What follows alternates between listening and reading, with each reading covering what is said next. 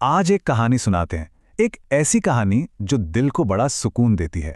चलिए चलते हैं धवलपुर। एक छोटा सा कस्बा जो ऐसा लगता है मानो वक्त की दौड़ में थोड़ा सा पीछे ठहर गया हो। यहाँ सुबह बहुत आराम से होती थीं और शामें मानो किस्से सुनाती थीं। और इसी कस्बे के दिल में एक घर था।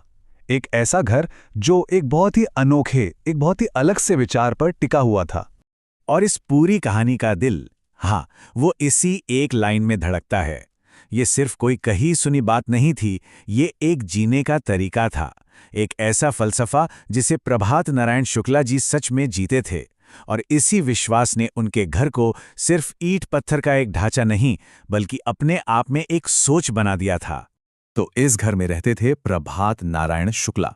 कोई 70 साल के बुजुर्ग थे, लेकिन उनका दिल किसी नौजवान जैसा था। और साथ में थी उनकी पत्नी शारदा देवी, बिल्कुल शांत और सौम्य।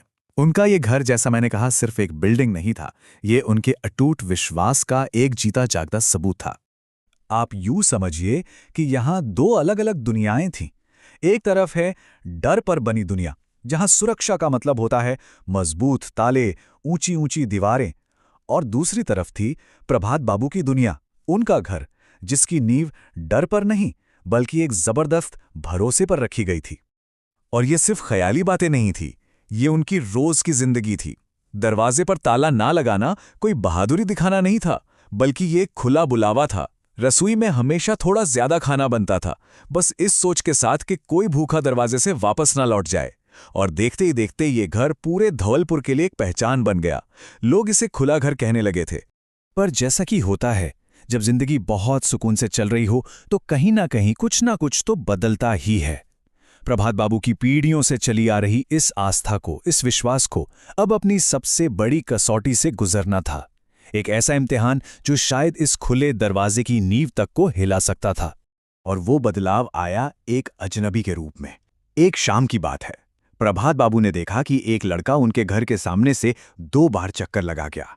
उसकी चाल में तेजी नहीं थी, पर आंखों में एक अजीब सी चौकन्नी बेचैनी थी। प्रभात बाबू ने उसे देखा, पर कुछ बोले नहीं।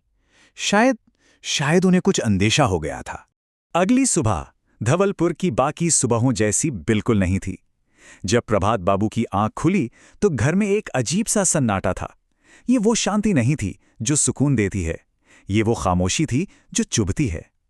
शारदा देवी रसोई में चुपचाप खड़ी थी, उस जगह को घूर रही थी जहां एक पुराना संदूक रखा होता था, जो अब वहां नहीं था। साथ में पीतल का एक पुराना घड़ा, शारदा जी की शादी की 2 साड़ियां और कुछ 5,000 रुपए भी गायब थे। अब ये खबर फैलने में भला कितनी देर लगती है। देखते देखते पूरा मोहल्ला जमा हो गया। किसी के चेहरे पर चिंता थी, किसी पर दया, पर ज्यादातर लोगों की आंखों में वो भाव था, हमने तो पहले ही कहा था। लोग कह रहे थे कि भाई, आज के जमाने में भरोसे की यही सजा मिलती है। लेकिन प्रभात बाबू वो बिल्कुल चुप थे, जैसे किसी और ही आवाज का इंतजार कर रहे हों। और फिर कहानी ने एक ऐसा मोड़ लिया जिसकी किसी ने कल्पना भी नहीं की थी। अब ये सिर्फ एक चोरी या नुकसान की कहानी नहीं रही, बल्कि ये एक बहुत गहरी खोज की कहानी बनने वाली थी। जब सब लोग सामान का हिसाब किताब लगा रहे थे, तभी शारदा देवी की नजर बरामदे के कोने में पड़े एक कागज पर पड़ी।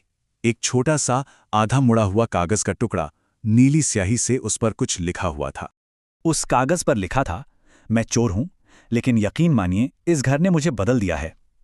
ये एक चोर का कबूलनामा था, पर इसमें पकड़े जाने का डर नहीं था, बल्कि एक अजीब सी शर्मिंदगी थी।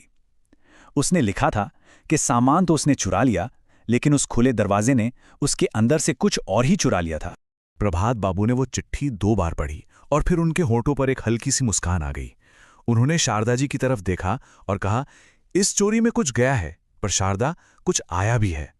उनके लिए वो कागज का टुकड़ा सिर्फ एक चिट्ठी नहीं था, ये उनके विश्वास की परीक्षा का नतीजा था। और उस एक चिट्ठी का उन्होंने क्या किया जानते हैं? उसे फ्रेम करवाकर बरामदे की दीवार पर टांग दिया, बिल्कुल सामने, जैसे वो कोई डिगली हो या कोई आईना जो हर आने जाने वाले को इंसानियत का चेहरा दिखाए। और हां, उस रात घर के दरवाजे पर कुंडी नहीं लगाई गई, जबकि मोहल्ले के कई घरों में नए ताले जरूर लग गए थे। तो अब कहानी का रुख उस चोर की तरफ मुड़ता है। उसका नाम था अर्जुन। चोरी तो उसने कर ली थी, लेकिन उस घर के भरोसे ने उसकी रातों की नींद छीन ली थी। उसके अंदर एक जंग चल रही थी और उस जंग का फैसला वापस उसी दरवाजे पर आकर होना था। एक हफ्ता गुजर गया। एक रात जोरों की बारिश हो रही थी।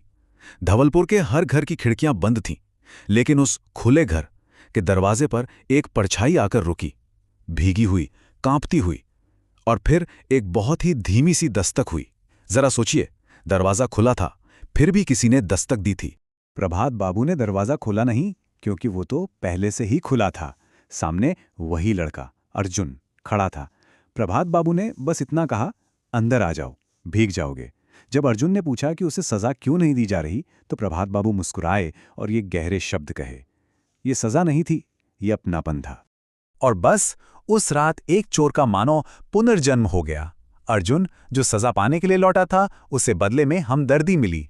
अपने किए पर पछतावा था तो उसने घर के एक पुराने बंद पड़े स्टोर की सफाई शुरू कर दी, और तब प्रभात बाबू ने उसे एक नया नाम दिया, प्रकाश, क्योंकि उन्होंने कहा अब ये जहां जाएगा वहां अंधेरा नहीं, उजाला होगा। और ये कहानी सिर्फ एक इंसान के बदलने पर ही खत्म नहीं हुई। ये तो एक विचार के फैलने की कहानी थी। भरोसे का वो छोटा सा दिया जो एक घर में जला था, अब वो पूरे गांव को रोशन करने वाला था। प्रकाश ने उस पुराने स्टोर रूम को एक नया ही रूप दे दिया। उसने उसे गांव के बच्चों के लिए एक छोटी सी लाइब्रेरी और खेलने की जगह में बदल दिया, और उसका नाम रखा विश्वास कक्ष, द ट्रस्ट रूम। ये जगह उस घर की सोच का एक जीता जागता रूप बन गई।